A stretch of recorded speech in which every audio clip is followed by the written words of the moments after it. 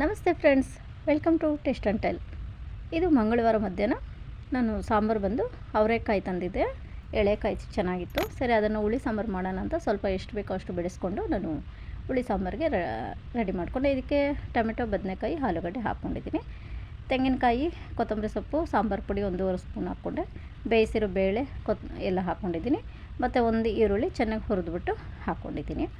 ಇದನ್ನು ಚೆನ್ನಾಗಿ ಮಿಕ್ಸಿಗೆ ಹಾಕಿ ಗ್ರೈಂಡ್ ಮಾಡ್ಕೊಂಡ್ಬಿಟ್ಟು ನಾನು ಕಾಳು ಒಂದು ವಿಸಿಲ್ ಕೂಗಿಸ್ಕೊಂಡು ಇಳಿಸ್ಕೊಂಡು ಆಮೇಲೆ ತರಕಾರಿ, ಉಪ್ಪು, ಖಾರ, ಹುಳಿ ಎಲ್ಲ ಹಾಕಿಬಿಟ್ಟು ಚೆನ್ನಾಗಿ ಮಿಕ್ಸ್ ಮಾಡಿಬಿಟ್ಟು ಆಮೇಲೆ 2 ವಿಸಿಲ್ ಕೂಗಿಸ್ಕೊಂಡು ಇಳಿಸ್ಕೊಂಡು ನಾನು ಪಾತ್ರೆಗೆ ಬದಲಾಯಿಸ್ಕೊಂಬಿಟ್ಟು ಕುಕ್ಕರಿಂದ ಒಗ್ಗರಣೆ ಹಾಕ್ಕೊಂಡು ಇಳಿಸ್ಕೊಂಡೆ.